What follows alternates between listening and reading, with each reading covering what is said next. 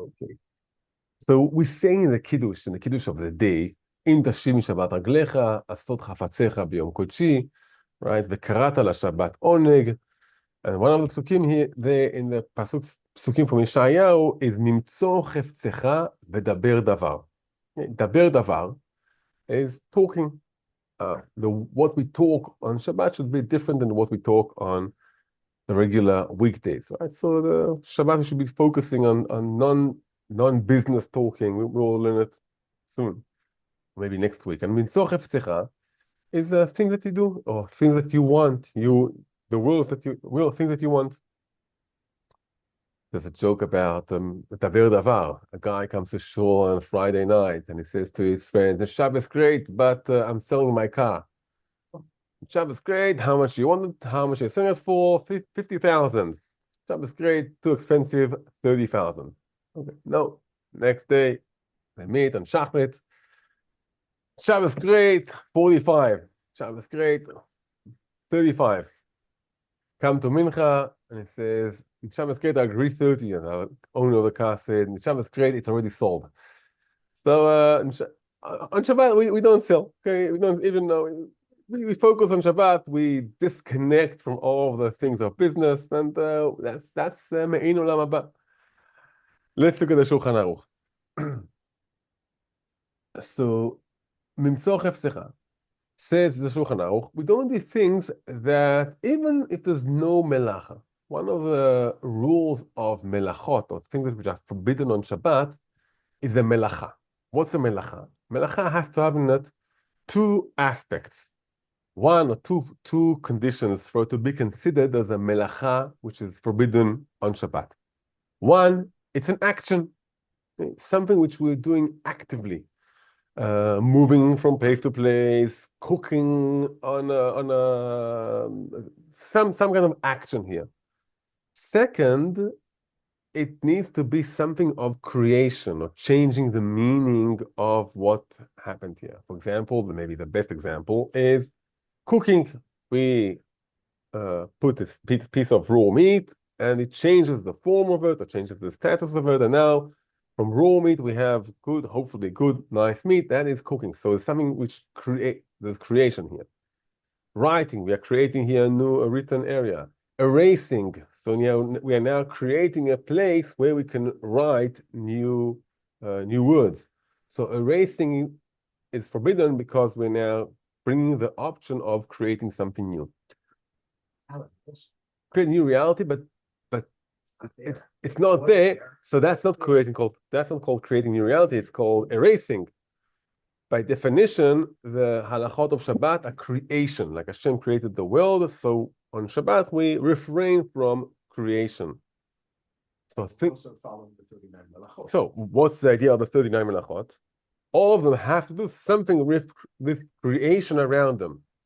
So erasing, for example, you're creating now a place where you can write something new on it. Okay, when someone tears, okay, so or now by tearing, he created an opening in the shirt, so he can now put his head in. Or now he tore in order for him now to sew and create here something new. The one melacha which tearing, yeah. Tearing is permitted in certain, depending when, yeah. But the idea of tearing also is because we now created something new, or we are able to create something new. One melacha, which is like a question, what exactly happened here, and that's my rabbis used to call it melacha geruah, is moving an object from place to place. And what did I create here? And that's the only melacha which is like a question. What did I create? And we created a new meaning in the object because it changed places. Okay, for example, if I'm thirsty and not thirsty and there's water somewhere else, bringing the cup now closer to me means now I can use it. Okay, moving something from a private domain to a public domain can give a different meaning to the object. That belongs to everyone. Can everyone take it? Okay, so that's we're creating a different meaning in an object just by moving it from place to place. But the rest of the 39 melachot are actions of creation. Actions of creation. Now we have this siman, and the next one, we aren't talking here about actions of creations. We're talking here about things which shouldn't be done because the honor of Shabbat, because the way we see Shabbat, to make sure we keep Shabbat in a holy place. And that's why the pasuk we learn it from isn't in the Torah, it's in Yeshayahu, in the Navi, which comes more to give the form, how should Shabbat look like, as we mentioned in the pasuk, which we say on Kiddush, or some of us at least say it on Kiddush of the day. So says the Shulchan Aruch, even doing things which there's no kind of any creation there. For example, to go if someone has a field, or if someone has is building a house, to walk to the house and to see what's happening there. They're building correctly, doing any mistakes. So tomorrow, the next day, he'll tell the worker, please fix up the window, please. That's forbidden on Shabbat. Another option is, let's say I need to go right after Shabbat to out of town. Okay, out of town, today we have cars, so we drive, but someone wants to be close to the edge of the city. Okay, he wants to go to the edge of the city. So as soon as Shabbat ends, he can walk a few more kilometers and ask for workers to come. There are a few workers, the Bedouin workers, they're out of the Tchum, they're more than a kilometer from the edge of the city. He walks until the edge of the city. That's a problem because it's things which have got to do with work. What we can do is things that theoretically we could do on Shabbat. For example, theoretically, if I don't need to call a worker. I just need to bring an animal which escaped. Theoretically, I can ask the animal, whistle to the animal, and it will come by itself on Shabbat. So if I can see the animal from 2 kilometers away, I can walk towards the animal, stop before Shabbat at the edge of the city, and then when Shabbat ends, bring the animal. A different example, which is maybe perhaps a bit more relevant for us. I need to go on a bus right after Shabbat. Here in Ma'ale Adumim, it takes about an hour, I think, for the buses to come. But sometimes it takes longer for the, here it takes a long time for the buses to come. Some places the bus comes right away. Yeah, let's say I have no problem with paying on the bus. Some places the first bus after Shabbat, you don't need to pay. Can I wait before Shabbat at the bus station? Yeah. So here, I can't drive on Shabbat, so maybe I shouldn't also wait at the bus station. If it doesn't seem like, sometimes I just take a walk and I just decide to sit down at the bus station, right? So it doesn't seem like as if I am waiting for the bus. I'm just decided to take a walk and sit down there, and happens to me I'm waiting for a bus. We can see here that the idea, and that's permitted. Okay, that's permitted. The idea of imtzor chefzecha, as we said, isn't a matter of a forbidden action. It's not a matter of creation. It's a matter of what is my focus on Shabbat. And if everyone knows, look, he's going to the bus station too, because he never walks, he's going to the bus station, he's planning to drive right after Shabbat. He's now packing his suitcase because that changes the atmosphere of Shabbat. But if it doesn't look like as if I'm now already thinking about after Shabbat, I just happen to take a walk, happen to sit in the bus station, happens to be there's the bus 2 minutes after Shabbat, that doesn't harm or doesn't affect the atmosphere of Shabbat. Is it halacha or is it more or less suggestion? No, it's halacha. Halacha, rabbinical. Halacha, but it's halacha. The same, we don't talk about business on Shabbat. We don't talk about business. I want to fix up my house. Can you please come and work at my house after Shabbat? We don't talk about business after on Shabbat or after Shabbat.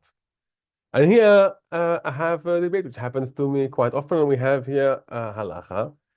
And the source, sometimes there are things that we do have to speak about business. It happens to be on Shabbat because otherwise, when will it happen? For example, we're talking now downstairs about fixing, changing, doing something with the seats down because the stenderim look quite old. If you some of them. So this debate somewhere it will come to the community when we have a bit more information. So when's the best time? When do I see also the Gabbai? And when do I see everyone? On Shabbat. Is that something which is for me, my private benefit, or is it something of a mitzvah? Mitzvah? Okay. Someone who deals with tzedakah. Okay, I now found, I don't know, a donor, or he delivers food to families for himself. He can't now on Shabbat says, I need to buy 2 cheeses and a few milks. Please save it for me. I'll come by the makolet. It's for his personal use. He shouldn't talk about it on Shabbat. But if it's something which is for mitzvah, if it's tzedakah, he has a few families, he needs to deliver for them the food, or I don't know, they're building, non-Jewish people are building a house, a room for the shul. It's saying they're building that they're working on something which will be used for needed families. Nothing about the army. Obviously, that's much more room to be lenient there. So in that, since he's not doing it for his personal use, it's for the public, for the mitzvah, that you can go to the place and make sure everything is fine. You can go to the factory, go to whatever you need to do to make sure everything is fine.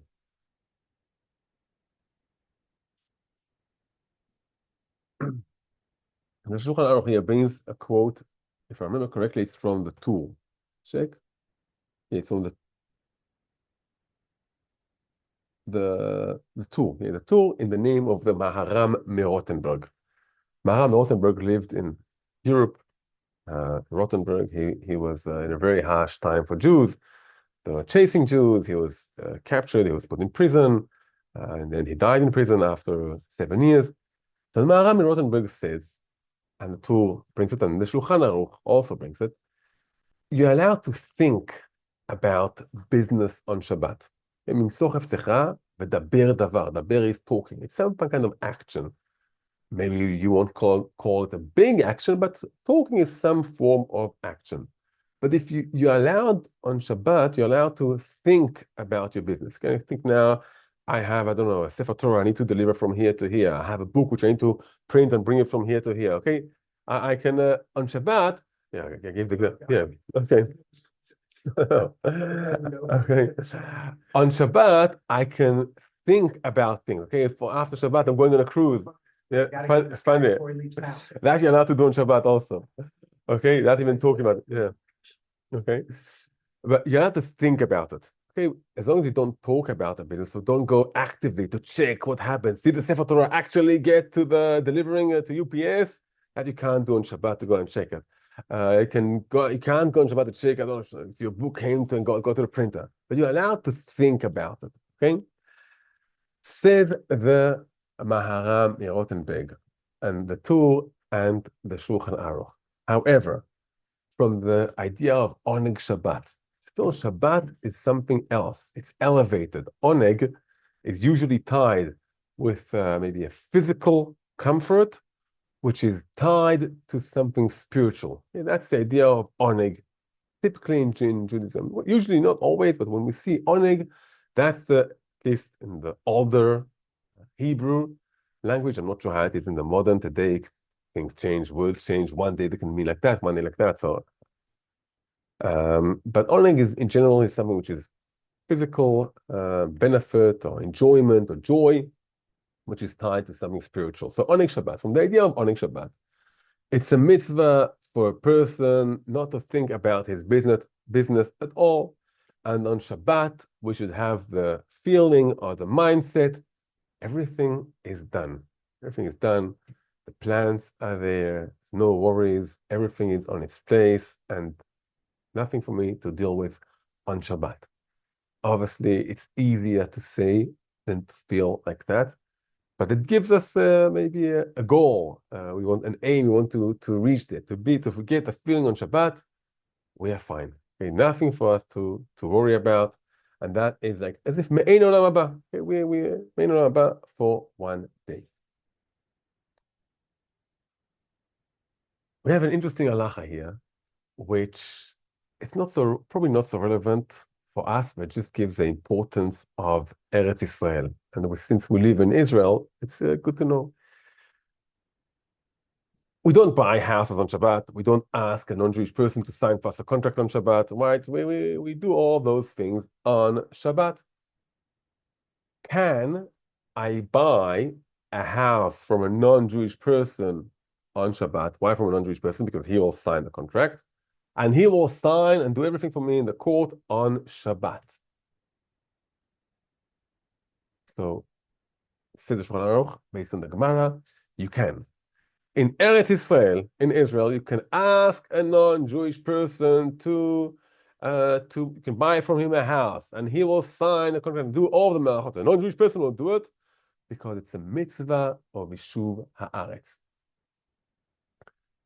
Okay, it's a mitzvah of Yishuv Haaretz. It's a mitzvah of Yishuv Haaretz. Okay, before we bring to the Rama, mitzvah of Yishuv Haaretz. So, although usually we don't ask a non-Jewish person to do a malacha, for sure if it's not a malacha mideoraita, we can ask on Shabbat, we will get to it maybe sometime, we can ask a non-Jewish person on Shabbat to do something which is forbidden only in the rabbinical level. Okay, for example, let's say air conditioner it's rabbinical, it's a very hot day. We can ask a non-Jewish person, because it's hot in shul, and for a mitzvah to turn on the air conditioner. Okay, because air conditioner is rabbinical, according to many poskim. And so for a mitzvah being able to daven better in shul, we can ask a non-Jewish person to do it. However, let's say it's a cold wind, it's cold, cool, not too cold, but cool, and we have a gas heater in shul. We cannot ask a non-Jewish person to turn on the heating in shul, because this is midoraita. So we can't ask a non-Jewish person to do for us something which is midoraita. However, by Yishuv Haaretz, the mitzvah of dwelling in the land, we can ask, according to the Shulchan Aruch, to do something which is forbidden midoraita. So the non-Jewish person, he will do it. We can ask him to do something which is forbidden midoraita.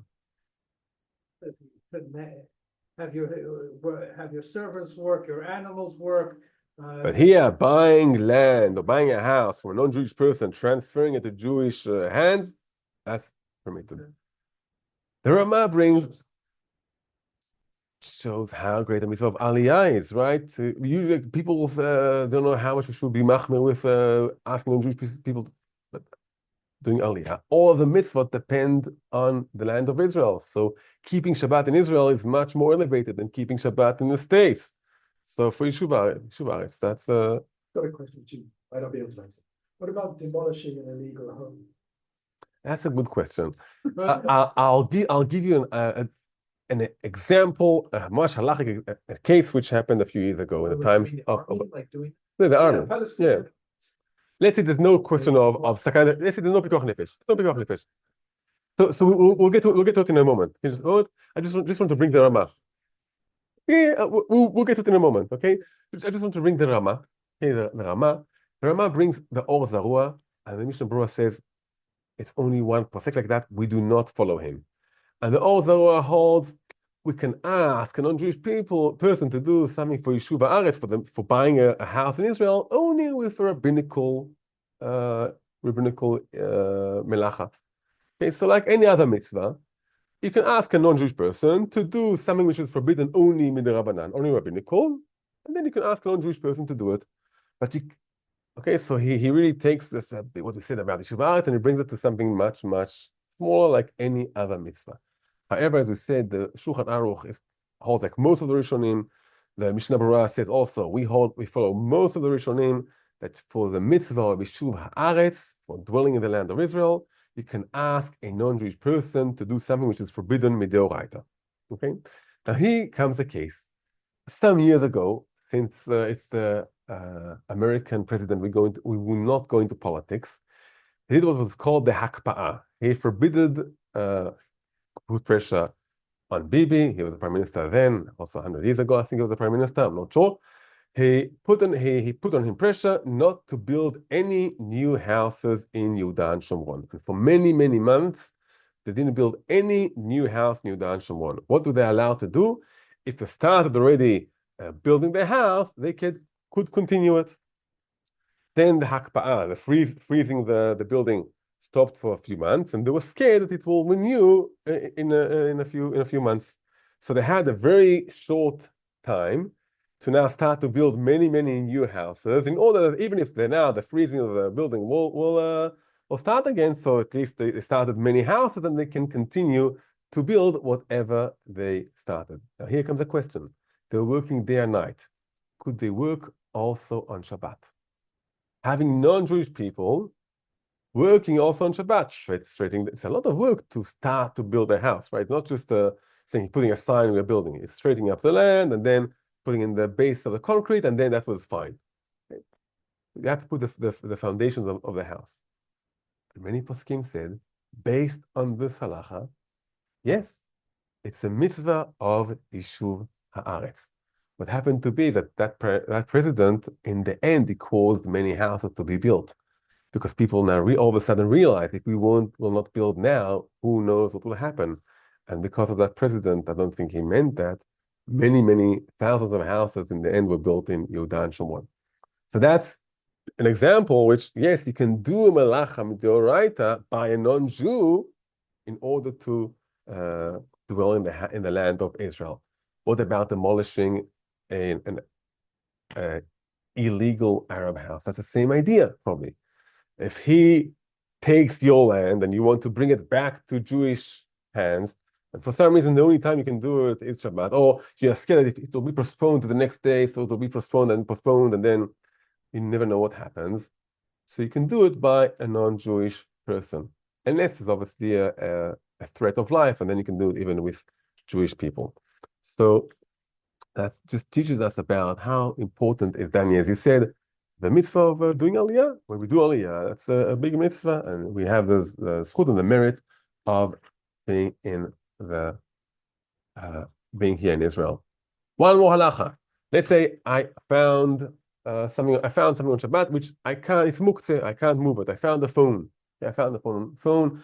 Can I announce in shul I found a cell phone? On Shabbat it's muktzeh, so you can't move it from place to place.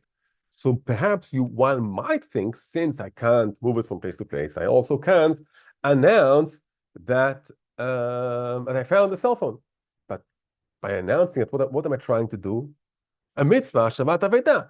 We already mentioned that the problem of Imtzoch Hefzecha is turning Shabbat into a weekday. But if I'm now trying to do mitzvah, I'm not going to move the phone. I'm not trying to do a mitzvah, so that I can do.